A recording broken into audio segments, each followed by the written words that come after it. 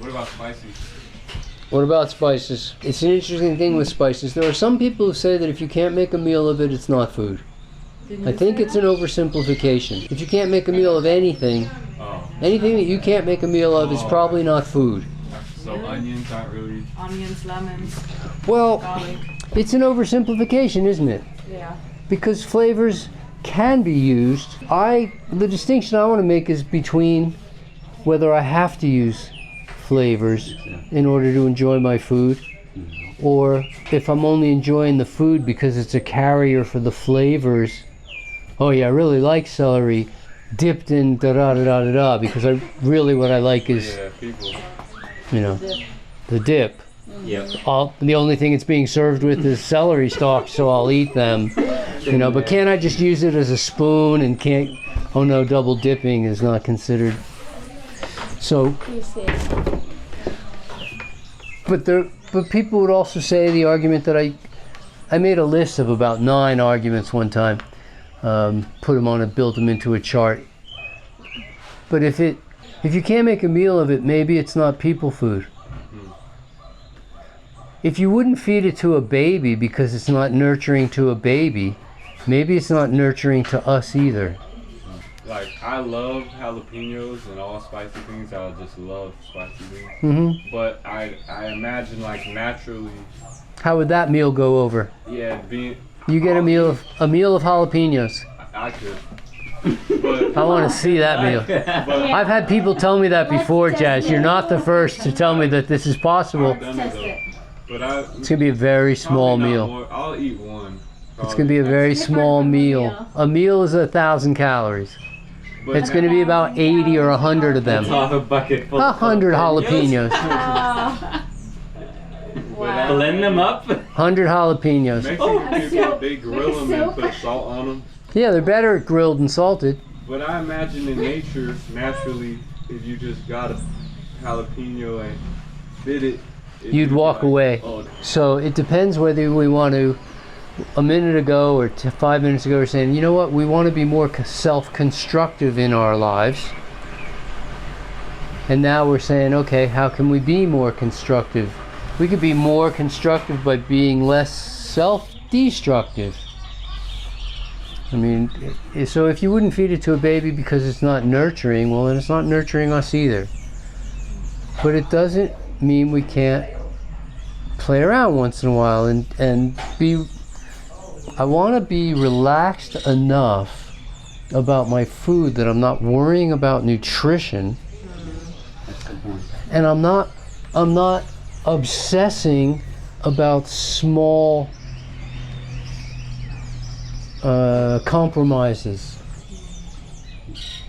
I'm just not good.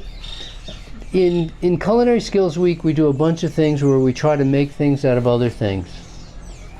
Like, okay, give me a non-traditional recipe for hummus. Everybody loves hummus, but I'm not going to make it out of chickpeas.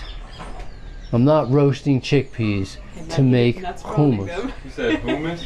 Yeah, hummus. Yeah, hummus if you want, but hummus a tune, hummus a food.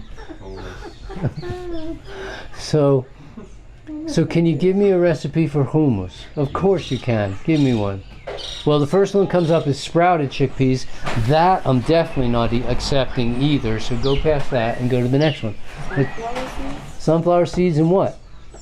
The whole recipe. What goes in it? You don't have to tell me how you make it, but what are the ingredients in hummus? Maybe zucchini, sunflower seeds, and Onions. maybe tahini, Okay. Is there more? lemon, garlic. Lemon, garlic. Okay, so you got 5 ingredients. And yours? Zucchini, lemon, onion. Brazil nuts you could do maybe. Some nuts, huh? I guess some kind of nuts, yeah. I don't know which kind of. There are many, many options. You can make a cauliflower hummus. You can make a jicama hummus. You can make all kinds of different hummus. You could use sunflower seeds. You could use Brazil nuts if you want to, although I'd go to macadamia nuts. Oh yeah. They'd be way finer. They'd really turn into, oh, so smooth. So smooth. Especially fresh, really fresh macadamia nuts. So smooth. But there's tons of ways we can do it. Okay? Now, give me a recipe for stuffed mushrooms that doesn't have mushrooms. That's tough. It's tough. Tough to make stuffed mushrooms that don't have mushrooms. Give me a French fried onion ring recipe that doesn't have onions. Tough, right? You can make, and I've had chefs make, nori sheets that have no seaweed in them at all. Only from garden vegetables. Made perfect nori sheets. Sounds good. I'm going, it was the most amazing thing I'd ever seen done. They made an entire traditional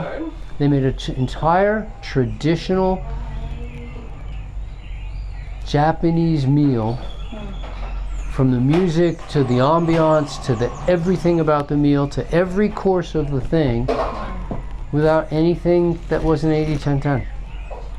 I mean, it was just we talked about that meal for years. Wait, it wasn't 80-10-10? Everything was It was, 80-10-10. that's what I thought. Yeah, Then everything, anything. There was nothing that wasn't 80-10-10. got They it. didn't go out to the Nothing sea that and harvest nori. Double. Yeah, it was a double. Sorry. Okay. That's cool. Yeah, way cool. Way cool. But you can't make French fried onion rings without onions. And I can make the French fried crust, but it's not going to be onion. So sometimes, how many compromises? We make 1 billion compromises a day as it is. I'm not suggesting we should therefore make more.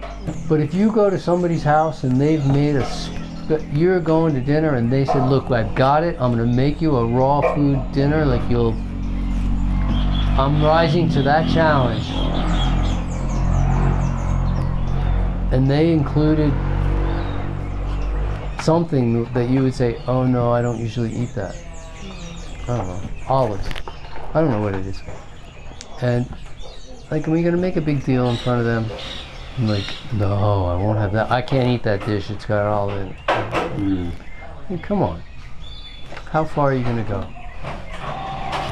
We all draw a line somewhere, and that's fine that we all draw, at least we draw a line. I mean, some people have no lines, right? No lines at all. But at least we draw a line. But where are you going to draw that line? Somebody made you the most amazing sushi rolls you've ever had. Because you said, I really like sushi rolls. And they made you beautiful sushi rolls. 100% raw. They're California rolls. They're avocado. There's nothing you wouldn't have. Except for the rice. They use wild rice. Would you eat it? I would. Of course. That one time at their house, would you eat it? Like, what's the big freaking I might deal? not. Yeah, You might not. I might not. I might worry about my stomach.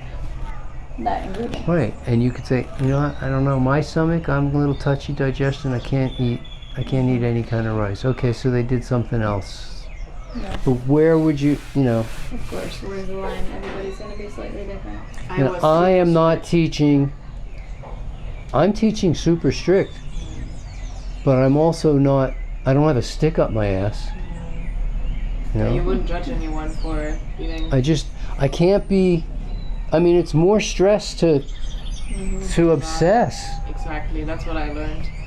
I couldn't enjoy these raw traveling. It would stress me out just knowing, okay, I'm going to Kiev. There's my favorite raw vegan restaurant. I can't go because they put this and that in the food and it's not 100% raw. And that would just stress me out so much. Or it's not 100% organic. Yeah. Or something Oh my like God, that. you want me to eat non-organic lettuce? No, I can't do that. I mean, most of the time you're home and you can eat whatever you want. What you do most of the time adds up really fast. Yeah. Once you do once in a while, it's hard for it to add up. It's really hard if you're only doing it once in a great. So I don't want to. It's nice to know because it's reinforcing your whole program. Everything we're finding out is adding fuel to our fire. But I also can't be like. Once I go obsessive, I'm not being healthy anymore. I mean, I'm pretty sure there's some insect matter in the spices we use as well. Of course. Yeah. And in the lettuce, and in the celery, Yeah. and in the water, and in the... It's just... Not when I wash it. It's just how, yeah, Kidding, I'm kidding. right, but it's in the water you're washing kidding. with, right? There you go. And so then we start going, oh yeah, nanograms per kilogram. And you just go, okay, we're doing the best we can here. And on your fork, and in your bowl, and they're smaller than the size of the holes in your mask. So we're really not vegan, right? No, there's no vegan. Yeah, it's not vegan. Every time you talk to me, you're killing billions of microbes that are living on your cheeks, inside of your cheeks, They teeth. fly out and die. Dry You're out. crushing them with sheer pressure force. It can't live. And as soon as they die, they're replaced by more. I mean, it's a sea of microbia. You're inhaling roughly, in clean air, every inhalation is roughly 10,000 particulate matter. In the city, it's 100,000 and more with every inhalation. Bits and pieces of things. Yeah, most of it's microbes. Some of it's bits and pieces off of Getting plants, some of our nutrients from breathing. fur, feathers, pollen, oils, essential oils. You're inhaling all that stuff with every breath, and you're no way around. No true vegan. Vegan is a philosophy. What's a vegan? A vegan is a person who does minimal harm whenever he can.